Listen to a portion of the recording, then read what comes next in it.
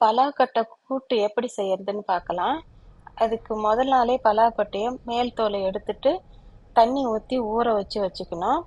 ராத்திரி பூரா ஊறுறதுனால மறுநாள் காலையில் அந்த உள்தோலை எடுக்கிறது சுலபமாக இருக்கும். அது ஒரு ஸ்பூன் வச்சு சுரண்டி எடுத்துட்டு கழுகி மத்தால இடித்து சின்ன சின்ன தூளாக ஆக்கி வச்சுக்கணும்.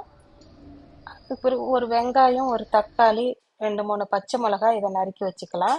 நான் கொஞ்சம் பசுமஞ்சள் சீவி வச்சிருக்கேன். பசு மஞ்சள் என்கிட்ட இருந்தது, அதனால மஞ்சத்தூளுக்கு பதில் நான் அதை எடுத்திருக்கேன்.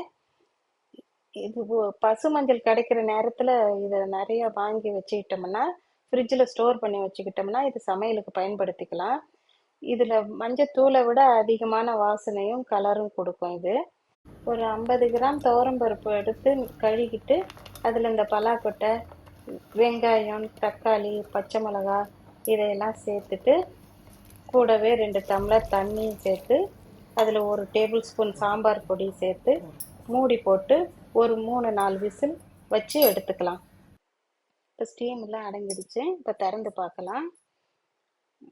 சரியாக வெந்திருக்கு.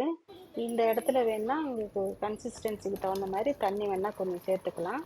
இப்போ தேங்காய் பூ, உப்பு சேர்த்து ஒரு கொதி விட்டு பக்கத்துலேயே ஒரு 3 ஸ்பூன் எண்ணெய் விட்டு வெங்காய வடகம் தாளித்து கூடயே கருவேப்பிலையும் போட்டு இதில் சேர்த்துற வேண்டியது தான். இப்போது கூட்டு ரெடி ஆயிடுச்சு. இந்த கூட்டை சாதத்தில் போட்டு சாப்பிடும்போது ஒரு ஸ்பூன் நெய் விட்டு சாப்பிட்டாக்க டேஸ்ட்டு சூப்பராக இருக்கும். பலாக்கொட்டையை சாம்பார் வைக்கலாம், பொரியல் பண்ணலாம், கூட்டு பண்ணலாம், எது பண்ணாலும் நல்லா தான் இருக்கும். ஆனால் உங்களுக்கு எது பிடிச்சதுன்னு கமெண்ட்டில் சொல்லுங்கள்.